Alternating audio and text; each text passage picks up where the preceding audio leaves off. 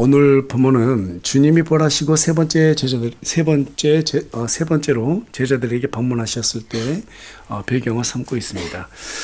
그때 제자들은 목자를 잃은 양무리처럼 무엇을 해야 할지 갈피를 잡지 못한 채 방황하고 있었습니다. 그때 베드로가 제자들에게 나는 고기 잡으러 가겠다 이렇게 말하자 다른 제자들도 베드로를 따라서 고기 잡으러 가게 되죠. 그런데 고기를 잡았어요? 못 잡았어요? 한 마리도 잡지 못했어요. 그로 인해서 몹시 실망하고 지쳐 있었습니다. 이때 주님께서 오셔서 베드로에게 배 오른쪽에 그물을 던지라고 그렇게 말씀하셨고, 베드로가 주님의 말씀에 따라서 그물을 던졌을 때 그 그물을 당길 수 없을 정도로 수많은 물고기를 잡게 되었다라고 성경은 우리에게 말해주고 있습니다. 예수님께서 그들에게 수많은 물고기를 잡게 해주신 것은 단순히 그들의 배를 채워주기 위함이 아닙니다. 마태복음 4장 19절, 마가복음 1장 17절에 기록된 바와 같이 그들이 사람을 낚는 업으로 부름받았다는 사실을 다시 한번 일깨워주기 위해서 주님께서 그와 같은 일을 하셨습니다. 자, 그런 의미에서 볼 때 그물은 복음을 상징하는 것이고요, 물고기는 구원의 대상을 상징한다는 것으로 해석해 볼 수 있게 됩니다. 그리고 주님이 11명의 제자들 가운데 베드로를 통해서 수많은 물고기를 잡게 해주셨던 것은 이후에 베드로가 한 번의 설교로 얼마의 사람들을 구원하게 됩니까? 한 번은 3,000명, 한 번 5,000명. 이렇게 수많은 사람들을 구원하게 될 것을 예표하고 있기 때문에 특별히 예수님께서 베드로에게 그물을 던지라고 그렇게 말씀하신 것 같아요. 자, 그러나 베드로는 3번이나 자신이 주님을 저주하며 부인했다라고 하는 그 죄책감 때문에 몹시 괴로워하고 있었어요. 그래서 주님은 베드로에게 다가가서 네가 나를 사랑하느냐, 이 말씀을 3번이나 반복하시면서 베드로가 다시 한번 주님을 사랑한다라고 하는 그 고백의 말씀을 하게 함으로써 그의 영이 다시 회복될 수 있도록 해주셨습니다. 그리고 베드로에게 말씀을 하세요. 네가 젊었을 때 네가 원하는 길을 갔지만 네가 이제 나이가 들어서 늙으면 순교를 당함으로써 하나님 앞에 영광을 돌리게 될 것이다. 그 말을 하시고 우리 예수님께서 자리를 이렇게 옮기셔서 다른 곳으로 가고 있었던 모양입니다. 그때 요한이 예수님을 따라가요. 그것을 본 베드로는 요한을 가리키며 말합니다. 주여, 이 사람은 무엇을 하리이까? 그때 주님은 베드로에게 뭐라고 말씀하세요? 그것이 너와 무슨 상관이 있느냐? 너는 나를 따르라. 그렇게 말씀하세요. 사람들은 자신의 능력과 신념에 확신이 없을 때 그것을 확인하기 위해서 다른 사람과 비교하는 경향이 있는데, 이러한 행동을 사회학에서는 사회적 비교 행동이라고 그렇게 말을 합니다. 그런 의미에서 볼 때 베드로가 요한에 대해서 주님께 물었던 이유가 무엇인가 하면, 첫째, 로마 군사들이 들여와서 자신은 예수님을 3번이나 부인했는데 나 같은 사람이 과연 그 일을 해낼 수 있을지 의심이 되었기 때문입니다. 두 번째는 자신과 비슷한 요한이 앞으로 어떤 일을 해내게 될지 그것을 미리 알게 된다면 나도 그 일을 해낼 수 있지 않을까 하는 그런 어떤 막연한 생각을 가늠해 보기 위해서 그와 같이 예수님께 여쭤봤던 것으로 판단이 됩니다. 그러나 주님은 그것이 너와 무슨 상관이 있느냐라고 그렇게 다시 베드로에게 되물어 보시죠. 우리 자신을 볼 때는 가능성이 없습니다. 그러나 주님이 하신다면 가능합니다. 여러분, 신앙생활은 내가 하는 것이 아니에요. 신앙생활이라고 하는 것은 단지 주께서 나를 사용하실 수 있도록 내 자신을 그분께 내어드리는 일입니다. 내 능력으로 주님을 도울 수 있다고 생각한다면 베드로처럼 다른 사람과 비교하면서 내가 순종할 것인지 순종하지 말 것인지 머릿속에서 계산하게 되어 있어요. 하나님은 그런 모조품 신앙을 원치 않습니다. 순수하게 하나님께서 입안의 혀처럼 우리를 사용할 수 있도록 순종하는 그러한 신앙을 주께서는 원하신다는 거예요. 그것을 저는 개인적으로 작품신앙이라고 말하고 싶어요. 여러분, 모조품 신앙과 작품 신앙은 종이 한 장 차이입니다. 모조품 신앙은 사람들과 상관하며 주님을 따라가는 그러한 신앙이라고 한다면, 작품 신앙은 오직 성경에 기록된 말씀에만 상관하면서 따라가는 신앙이라고 할 수 있어요. 오늘날 왜 수많은 사람들이 교회를 다니면서도 고통을 당하고 있는가? 말씀과 상관없이 사람 말에 따라가기 때문입니다. 사람들과 자신을 비교하면서 신앙생활을 하고 있기 때문에 그것이 잘된 신앙인지 잘못된 신앙인지 구분을 잘 못하기 때문에 여러 가지 어려움을 당하고 있다라고 저는 그렇게 확신해요. 오랫동안 신앙생활을 해오면서 느낀 바가 바로 그 부분이에요. 만일 저와 여러분이 작품 인생을 살아가고 싶다. 정말 이 작품 신앙, 하나님 보시기에 작품 신앙이라고 일컬어지는 그러한 신앙을 살아가고 싶다면 우리 하나님께서 예수님을 이 땅에 보내신 목적이 분명했듯이 하나님께서 저와 여러분을 이 땅에 보내신 목적도 분명하다는 사실을 기억해야 할 것입니다. 다른 사람 신경 쓰지 말고 오직 성경에 기록된 말씀에 따라서 살아가기로 작정해야 할 것입니다. 그래서 오늘은 모조품 신앙, 작품 신앙이라는 주제로 여러분과 함께 말씀을 나누기 원합니다. 오늘 말씀 나눌 때 저와 여러분이 주님을 따르는 작품 신앙이 무엇인지 분명하게 이해하고 주님과 함께하는 임마누엘의 복을 소유하는 귀한 기회 시간이 되기를 간절히 소망합니다. 마라톤 선수와 경주할 때 함께 달린 선수들을 바라보지 않습니다. 결승선만 바라보고 뛰어갑니다.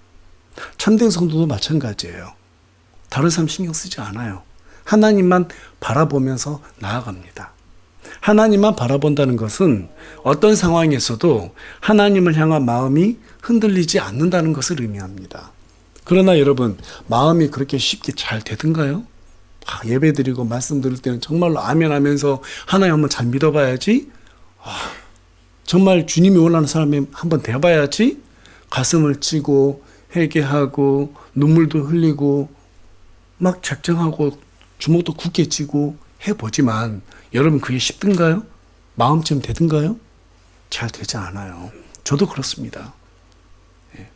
저도 그래요. 날마다 말씀 보고 묵상하는 저도 그게 잘 안 돼요. 잘 안 돼요. 여러분 성경에 보면 예수님의 12제자 중에서 도마하고 베드로는요, 예수님을 위해서 죽자고 죽겠노라고 그렇게 다짐했던 사람이었습니다. 큰 소리 쳤던 사람이었어요. 그런데 베드로는 예수님을 3번씩이나 저주하며 부인했고, 도마는 부활하신 예수님께서 제자들에게 찾아왔을 때 유대인들이 두려워서 그들의 눈을 피하기 위해서 제자들이 모여있는 그 장소에도 나타나지 않았던 사람이었어요. 여러분, 믿음은 뜨거운 감정대로 되는 게 아닙니다. 우리가 막 마음 먹었다 해서 그렇게 쉽게 되는 게 아니에요. 세뇌시킨다 해서 세뇌되는 것도 아니고요. 남들 흉내낸다고 해서 흉내낼 수 있는 것도 아니에요. 오직 믿음은 말씀대로 모든 것이 이루어진다고 하는 그 사실을 경험했을 때 우리는 하나님께서 원하시는 그러한 인생을 살아갈 수 있는 거예요. 그래서 사도 바울이 뭐라고 말합니까? 우리 다 같이 로마서 12장 3절 말씀 한 목소리로 크게 읽겠습니다. 시작. 내게 주어진 은혜에 힘입어 너희 가운데 있는 각 사람에게 내가 말하노니 각 사람은 자기에 대하여 자기가 마땅히 생각해야 할 것 이상으로 생각하지 말고 오히려 하나님께서 각 사람에게 믿음의 분량을 나누어 주신 대로 맑은 정신으로 생각하라.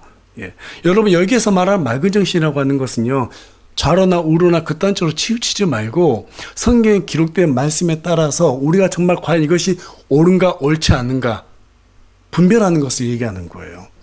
여러분 신앙생활은 각자 사람마다 받은 은혜의 분량이라는 것이 있어요. 사람마다 태어날 때부터 어때요? 벌써 분량이 다 정해집니다. 가정 환경에서부터 경제적인 조건, 교육 조건, 직장 조건, 신체적인 조건, 심지어는 주님이 주시는 이런 달란트와 소명도 모두 다 다르기 때문에 동일한 조건으로 주님을 섬겨 나갈 수가 없어요. 맞습니까? 저는 평생 가르치며 살았던 사람인데요. 한 번도 저 피아노를 쳐본 적이 없어요. 배워본 적도 없고요. 우리 교회 반주자인 장균 형제는 오랫동안 피아노 쳤고 교회를 반주로 이렇게 섬겨왔습니다. 설교를 해왔던 사람이 아니에요. 그런데 오늘 예배 드릴 때 제가 반주하고 장교영 제가 설교한다면 어떻게 될까요? 아마 다 도망갈걸요? 서로 어색해질 거예요.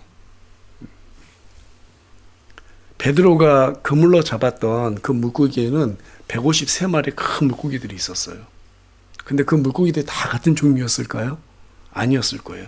거기에는 꽁치도 있었을 것이고 가자미도 있었을 것이고 고등어도 있었을 것입니다. 물고기도 종류에 따라서 다 각각의 능력치가 다른 것처럼 사람도 가진 재능이 모두 다 다릅니다. 따라서 주님을 섬기는 모양새도 정도도 다를 수밖에 없다라는 거예요.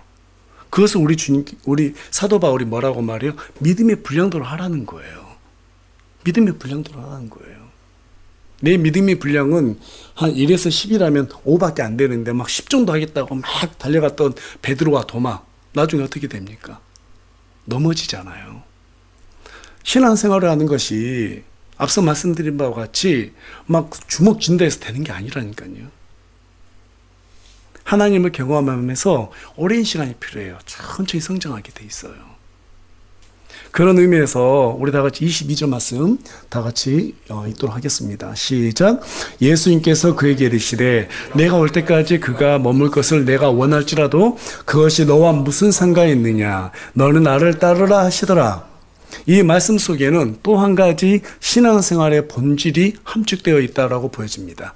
자, 그것이 무엇인가 하면 로마서 14장 12절에 가서 보니까 그런 적이처럼 우리 각 사람이 자신에 관하여 하나님께 회개 보고하리라. 갈라디아서 6장 4절에서도 가서 보니까 오히려 각 사람은 자기 일을 검증할지니라.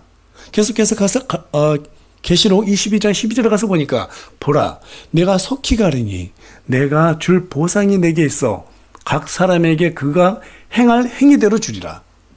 베드로전서 4장 10절도 말합니다. 각 사람이 선물을 받은 대로 그렇게 하나님의 여러 가지 은혜를 받은 선한 청지기로서 서로 그 선물을 써서 섬기라.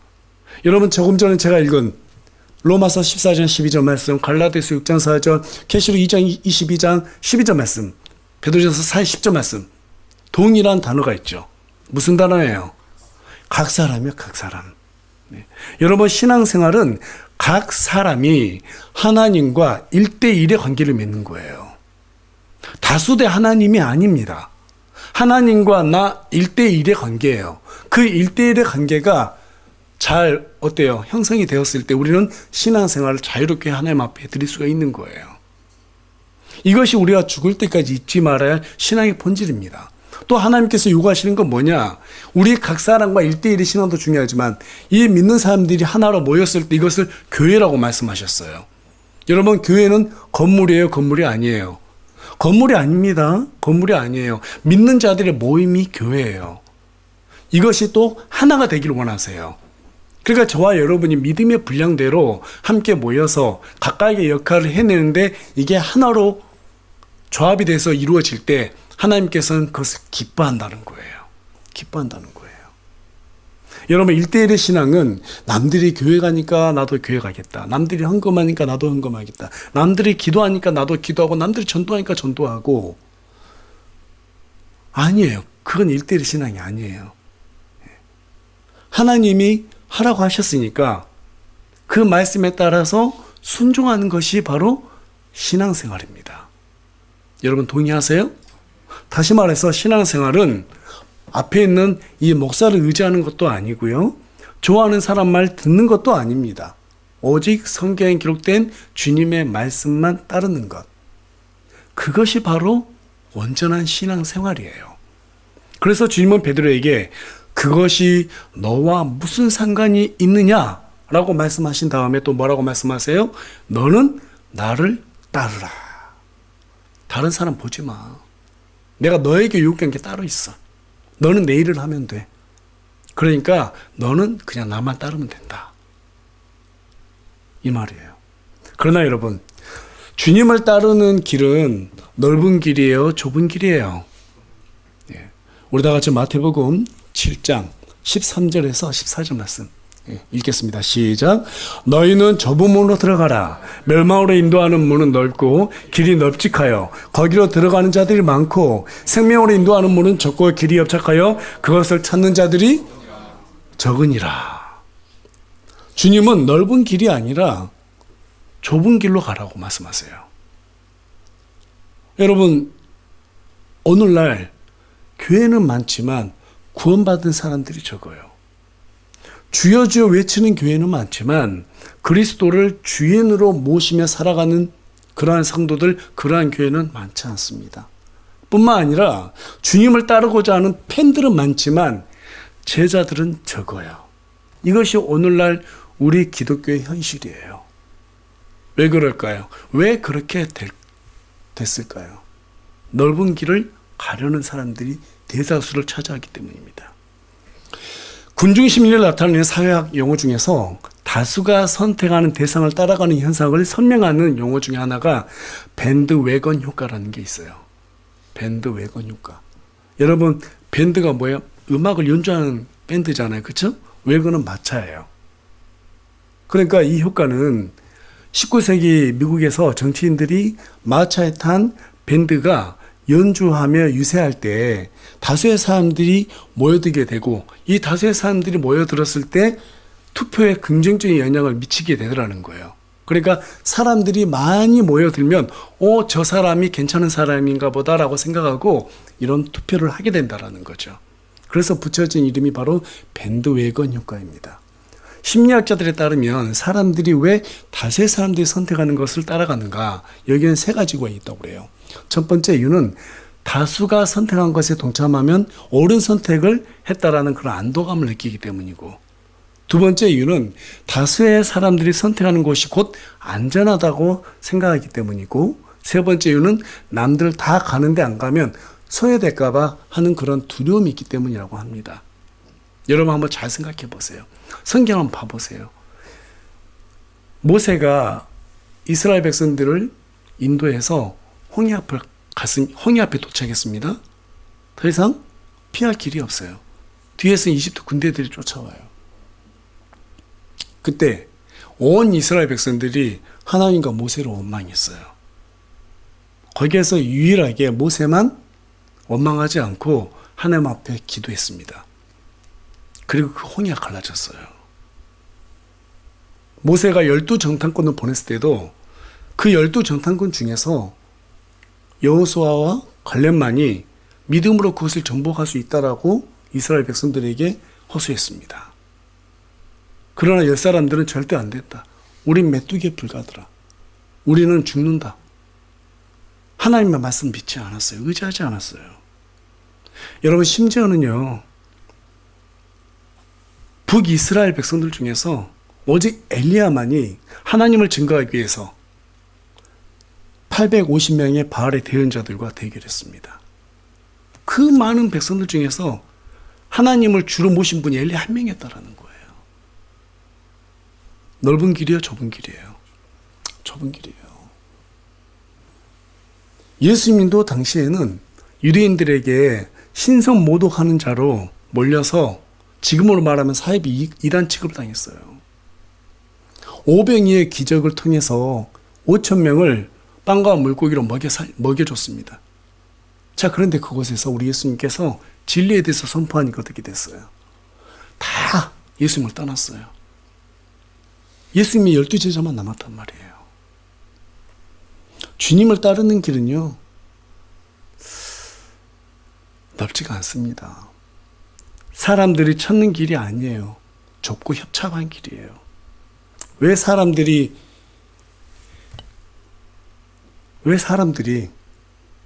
이렇게 좁은 길로 가지 않는가? 거기에는요, 희생과 헌신이 요구되기 때문에 그렇습니다. 그래서 마가복음 8장 34절에 가서 보니까 누구든지 나를 따라오려거든 자기를 부인하고 자기의 십자가를 지고 나를 따르지니라, 이렇게 말씀하세요. 자, 그러니까 여러분, 예수님을 따르는 길이 쉬운 일이에요? 쉬운 길이 아니에요? 쉬운 길이 아니라는 거예요. 이거 제가 말하는 거 아니에요. 예수님이 하신 얘기예요. 주님을 따르는 길이 어렵고 좁은 이유는 자기를 부인해야 되고요, 그 사람에게 맡겨진 십자가를 져야 하기 때문에 힘든 거예요. 그 길은 자기를 부인하지 않으면 질 수 없는 그런 어려운 길입니다. 가룟 유다는 예수님과 3년 반 동안 동고동락했지만 탐욕 때문에 예수님을 따르지 못했을 뿐만 아니라 그분을 은 30세겔에 팔아넘겼어요. 부자 청년은 수많은 재산을 포기하지 못해서 주님을 따르지 못하고 지옥행으로 가게 되었습니다. 데마는 세상을 사랑한 탓에 복음의 사역을 저버리고 말았어요. 무슨 말이에요? 주님이 원하는 신앙생활은 그렇게 만만한 길이 아니라는 거죠. 그렇다면 어떻게 사는 것이 주님을 따르는 그러한 길인가? 우리 다 같이 빌립보서 3장 8절 말씀 한 목소리 읽겠습니다. 시작. 참으로 확실히 모든 것을 손실로 여기나니 이는 그리스도 예수 내 주를 아는 지식이 가장 뛰어나기 때문이라. 내가 그분을 위해 모든 것을 잃는 손실을 입었고 그것들을 단지 배설물로 여기나니 이것은 내가 그리스도를 얻고. 주님을 따르는 작품 신앙이 되려면, 작품 신앙을 얻으려면 첫째, 주를 아는 지식이 가장 뛰어나다는 것을, 그 사실을 알아야 한다는 거예요. 주님을 몰랐을 때 여러분, 사도 바울은요, 자랑거리가 아주 많았습니다. 좋은 가정에서 태어났습니다. 가말리아라고 하는 유대인의 최고 학자 밑에서 교육을 받고 자랐어요. 게다가 정의감 또한 남달랐기 때문에 주님에 대해서 몰랐을 때 바울이 집집마다 다니면서 주님을 따르는 사람들을 색출하고 전부 다 감옥에 집어넣었어요. 열정이 뛰어났던 사람이었죠. 하지만 그런 사도 바울이 되기 이전 이름은 사울이었죠. 사울 시절에 바로 이러한 일들을 했지만 주님을 알고 난 뒤에는요, 바울은 자신이 죄인들 중에서 가장 우두머리다라고 그렇게 고백했습니다. 그뿐만 아니라 예수님을 핍박했던 사람이 예수님을 증거하기 위해서 자신의 모든 인생을 쏟아붓는 사람이 되었어요. 그 모습을 지켜보던 총독 베스도라는 사람이 바울에게 큰 소리로 말하죠. 바울아, 네가 제정신이 아니다. 많은 학식이 너를 미치게 하는도다. 여러분, 총독이 이런 말을 했다니까요. 바울이 얼마나 똑똑했으면 이런 말을 했겠어요. 네 머릿속에 있는 그 많은 학식들이 너를 지금 미치게 만들었다. 이렇게 말하는 거예요. 여러분, 사도 바울은 로마 시민권도 갖고 있었습니다. 정말로 사람들에게 복음을 전하면서 엄청난 많은 사람들에게 어때요? 회심하게 만들었어요. 말도 정말 잘했습니다. 여러분, 그런 사람이 가진 것도 많고 똑똑했던 그런 사람이 도대체 뭐가 부족하다고 예수님을 따랐을까요? 그렇게 잘난 사도 바울이 도대체 왜 가진 모든 것을 배설물로 여기면서까지 주님을 얻으려고 했을까요? 주님이, 우리 예수님이 어떤 분인지를 알았기 때문에 그렇습니다. 여러분은 주님에 대해서 얼마나 알고 있습니까? 세상 사람들이 알고 있는 예수님은요, 역사적으로 4대 성인 중에 한 명이라고 그렇게 말합니다. 십자가에 못 박혀서 죽은 사람쯤으로 그렇게만 이해하고 있어요. 많은 사람들을 도와주고 먹여주고 입혀주는 그런 착한 사람으로 알고 있습니다. 여러분, 그분은 그런 분이 아니에요. 사람의 몸으로 오셨지만 하나님이셨어요. 그분이 십자가에 못 박혀 죽으신 것은 맞지만 그 고통을 당하신 것은 우리의 죄 때문이었습니다. 여러분, 사랑에는 반드시 희생과 고통이 뒤따릅니다. 희생과 고통 없는 사랑은 사랑이 아닙니다. 그럼에도 불구하고 사랑하는 이유는 아끼기 때문이에요. 우리 예수님은 자기의 목숨을 버릴 정도로 우리를 아끼셨어요. 믿으십니까? 여러분, 그 아픔을 공감하는 것이 바로 주님을 아는 지식이에요. 그게 신앙이에요. 이제 작품 신앙을 소유하기 위한 두 번째 비결은 사도 바울처럼 자기 권리와 자랑거리들을 내려놓는 것입니다. 사도 바울은 주를 위해서 자신의 모든 권리를 손실로 여겼을 뿐만 아니라 자신의 모든 자랑거리들을 배설물로 여겼다고 말하고 있습니다. 도대체 바울은 어떤 마음으로 이런 일들을 행했을까? 저도 말은 이렇게 하지만 쉽지 않아요. 제가 정말 잘할 수 있는 자신감이 있고 내가 그렇게 살아왔기 때문에 이렇게 말하는 것이 아니라 말해야 되니까 하는 겁니다. 그래서 고통스러워요. 정말 나도 이렇게 살아갈 수 있을까? 그동안에 난 어떻게 살아왔지? 이런 거 생각해 보면은요, 되게 위선자 같아요. 앞에서 얘기하면서도요. 그럼에도 불구하고 해야 하니까 하는 제 마음을 주님께서, 여러분들께서 이해해 주시고 또 여러분도 마찬가지예요. 아, 내가 어떻게 살아왔지? 나도 정말 그렇게 살아갈 수 있을까? 그런데 여러분, 서둘 필요 없어요. 우리가 하나님을 알게 되고 정말 우리 예수님이 어떤 분이신지를 정확히 알게 되고 알아가고자 한다면 우리 주님께서도 우리를 기다려 주시고 우리를 어때요? 인도해 주신단 말이에요. 믿으십니까? 네. 자, 그렇다면 조금 전에 말씀드린 바와 같이 바울은 어떤 마음으로 이런 일들을 해냈을까요? 우리 다 같이 빌립보서 3장 13절 말씀 읽겠습니다. 시작. 형제들아, 나는 내가 이미 붙잡은 줄로 여기지 아니하며 다만 이 한 가지를 행하나니 곧 뒤에 있는 그것들은 잊어버리고 앞에 있는 그것들에 도달하려고 나아가. 우리가 정말 작품신앙을 얻고 싶고 그렇게 주님의 마음에 쏙 들게 살아가고 싶다면 사도 바울이 지금 말한 여기에 답이 있다고 보여져요. 사도 바울은 this one, this I do. 이 한 가지 일을 내가 한다라고 말했습니다. 한 가지 일. 그 한 가지가 무엇입니까? 마태복음 6장 33절 말씀이죠. 오히려 너희는 첫째로 하나님의 왕국과 그분의 의를 구하라. 그러면 그분께서 이 모든 것을 너희에게 더하시리라. 더하시리라. 우리가 가야 할 방향은 첫째로 하나님의 왕국과 그분의 의를 구하는 것입니다. 여러분, 우리 인생은 너무 짧아요. 우리 할 수 있는 능력은 그렇게 많지가 않습니다. 맞죠? 그러면 집중해야 돼요. 저는 개인적으로 그래요. 저 50년 가까이 하나님을 알고 지냈고요. 태어났을 때부터 지금까지 쭉 교회를 다녀왔는데 진짜 주님을 알게 된 것은 그렇게 오래되지 않았어요. 정말 성경을 보고 하나님이 뭘 원하시는지, 정말 우리 예수님이 어떤 분이신지 30대 중반에 와가지고 이 모든 것을 알면서 내가 지금까지 잘못된 신앙생활을 했구나. 잘못된 그런 성도로 살았구나. 나는 이 한 가지 일을 위해서 살지 않고 나를 위해서 주님을 믿었던 그런 회개를 하며 고백했습니다. 하나님께 정말 잘못했습니다. 그리고 매일매일 생각해요. 왜 아직도 이 모양일까? 왜 좀 더 나아지지 않을까? 그런데 돌아보니까 많이 나아지긴 했더라고요. 과거 때보다. 근데 참 감사하게도 사도 바울은 뭐라고 그래요? 과거의 것은 잊어버리라는 거예요. 뒤에 있는 것도 잊어버리라는 거예요.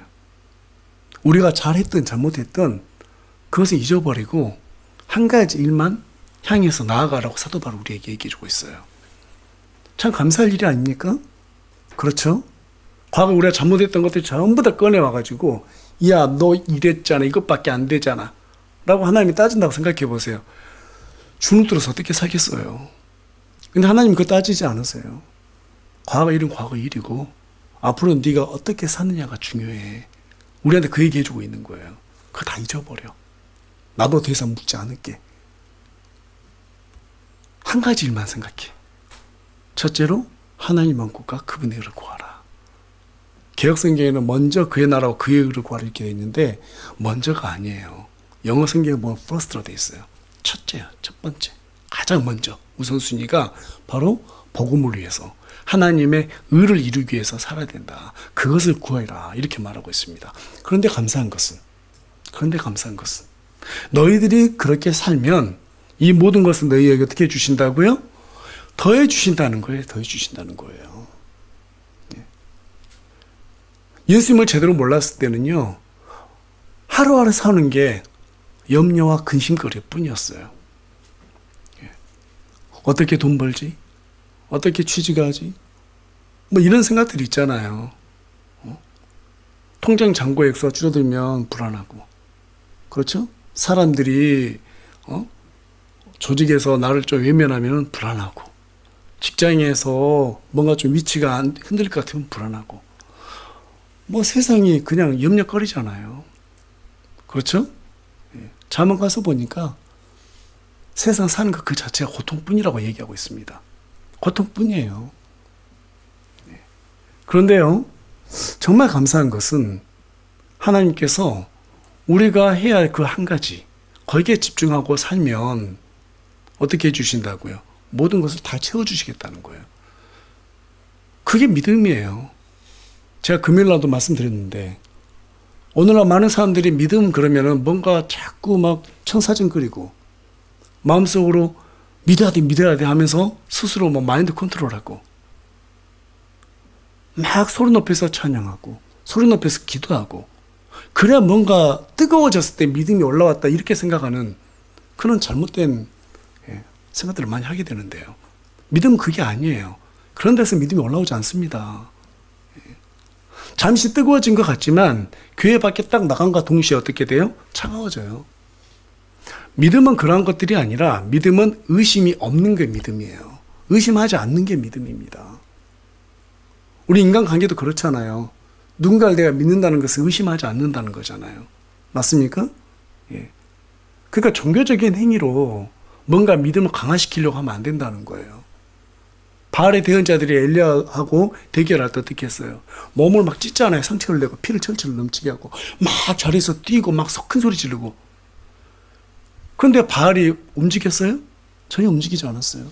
반면에 엘리야는 그냥 무릎 꿇고 기도했단 말이에요. 하늘에서 불이 내리잖아요. 하늘에서 비가 내리잖아요. 뭔가 내 행위로 하나님께 믿음을 보일 수 있다? 뭔가 노력이 있어야 된다? 아니에요. 그런 게 아니에요. 제가 깨달은 바는 뭐냐면 지금까지 교회를 다녀오면서 헌금 많이 하고 그 다음 내가 막 교회를 많이 하고 사람들 앞에서 열심을 보이고 그럼 내가 믿음 좋은 사람인 줄 알았어요.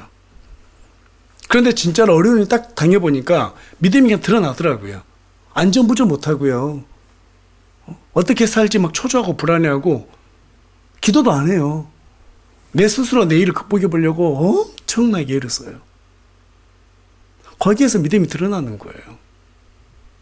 근데 정말 우리가 하나님 위해서 살면은 하나님께서 우리를 쓰셔야 되기 때문에 필요한 모든 것을 공급해 주신다는 거예요. 여러분 이것을 믿는 것이 바로 믿음입니다. 맞아요? 예.